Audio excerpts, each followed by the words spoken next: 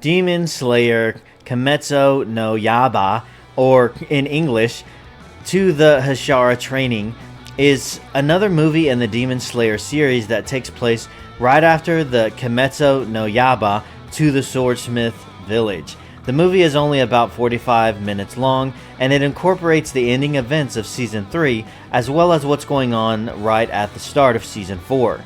So, the movie is a good way to catch up on the events of what happened last season, as well as laying the groundwork for the next one.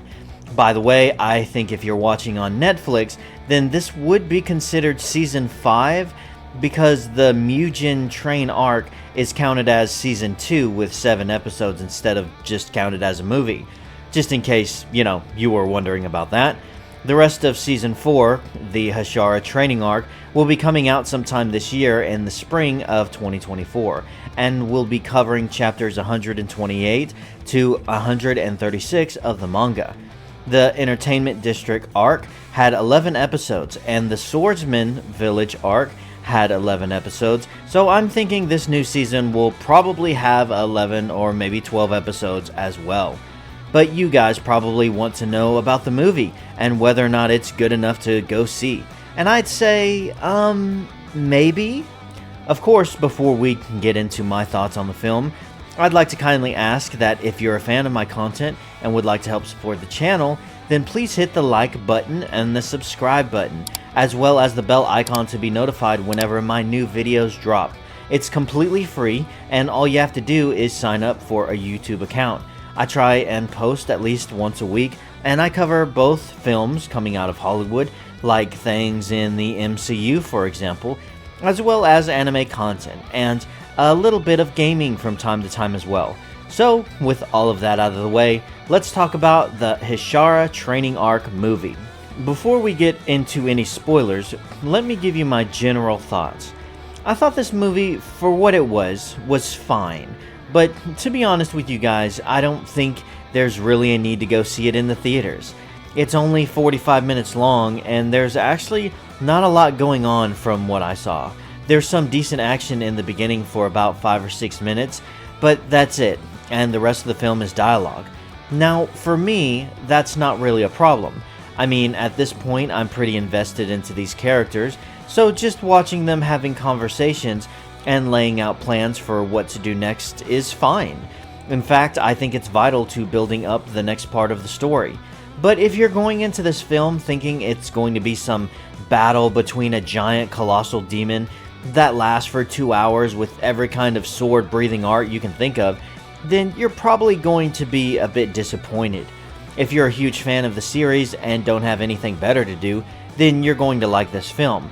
But for the most part, you can probably just wait until Season 4 drops and then watch this right before when it's already out of theaters. Or if you don't have the dough to go to the theaters, then you can just stay tuned to this review because we're going into spoilers now and I'm going to fill you in on what's happened in the film. Also, trying to pronounce all of these freaking names would be murder, so I'm just going to make up some nicknames for some of the characters to make things easier for me. The film starts off with two Hashira, the Wind Swordsman and the Snake Guy, being led by two guys from some village to an abandoned temple because people are being captured.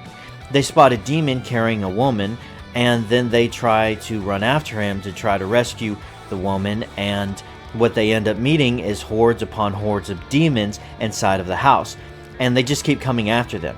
Eventually, the Hashira kill the demons, save the girl, but right as they're about to kill the main demon they were chasing, he disappears inside of some kind of weird dimension thingy. And the thing is, we've seen this weird dimension thingamajiggy in other films. You know, it's the place where we saw Muzan, the big bad guy, speaking with some of the upper ranks. Back at the Hashira headquarters, things are pretty peaceful. Butterfly Chick asks Kaneo to look after Nezuko because there needs to be a big meeting on what to do next. The Demon Slayers know that Muzan is going to be coming for Nezuko because he wants to use her to find a way to walk in the sunlight the same way that she now can. So they all meet together to discuss how to prepare for what could be an all-out war with the demons. As far as Tanjiro, he's just recovering in bed and spends the whole movie stuffing his fat face in order to heal up. And after seeing what he went through in the last season, I'd say he's earned it, and that makes a lot of sense. As for Tanjiro's friends, they're just coming back from missions. At least the blonde-haired guy is. And speaking of the blonde-haired crybaby, he's just as annoying as well as sometimes funny in this film as he is all the other times. And Inosuke is still awesome in every way. Nezuko's doing pretty good too. She's enjoying the daylight and just hanging around the headquarters, and Inosuke's been teaching her how to talk a little bit. Back at the meeting with the Hashira, we learn that their master isn't able to see them anymore because the sickness he has is getting worse. Amane takes over hosting the meeting, and she wants to know more about the special red marks that showed up on the Mist Hashira and the Hashira with big boobs at the end of the last season. She explains that it's because of Tanjiro that they've been showing up, because he himself is the first one with a red mark, and for whatever reason, because of him, they're also gaining red marks on their body as well. These red marks allow them to basically go plus ultra, but she does allude to a destined fate that will happen to every person who receives one of these marks. She doesn't say exactly what it is in the film, but I'm assuming that the end result will either be you die, or maybe become a demon, or something like that. I haven't read the manga, by the way. The Hashira decides that the best thing they can do is to train the demon slayers in order to prepare for the upcoming war, so that's exactly what they start doing. Well, everyone except this guy, Jiyu, says that he's not like everyone else, and doesn't want to be a part of any of it, and so since he's too cool for school, he takes off. The other Hashira start training the demon slayers, and they also enlist the retired Hashira with 3 wives. He's the same guy who lost his hand in the Entertainment District arc. Finally, the movie ends with a bird asking a woman named Tamayo to join the Demon Slayer Corps, even though she's actually a demon herself. And that's it.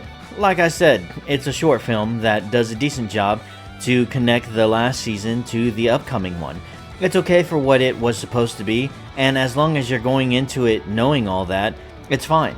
I don't really think that they needed a movie to do this, but it seems that their strategy is to release a movie in between every season, and that strategy seems to be working pretty good. It is refreshing to watch these films knowing that they tie directly into the anime, whereas a lot of other anime films are just self-contained, and they're cool and all, but don't really have much longevity because they're isolated from the actual events in each season that draw us back to the anime in the first place. But all in all, those are my overall thoughts on the film, and I'd love to know what you guys think. Are you going to go check this one out, or are you just going to wait until it's out of the theaters on Crunchyroll or something like that? Are you guys all caught up for Season 4, and have you already watched all the other seasons yet? Let me know your thoughts in the comments, and please don't forget to like and subscribe the channel if you enjoyed the video. Thanks again for watching, guys, and as always, have a great freaking day.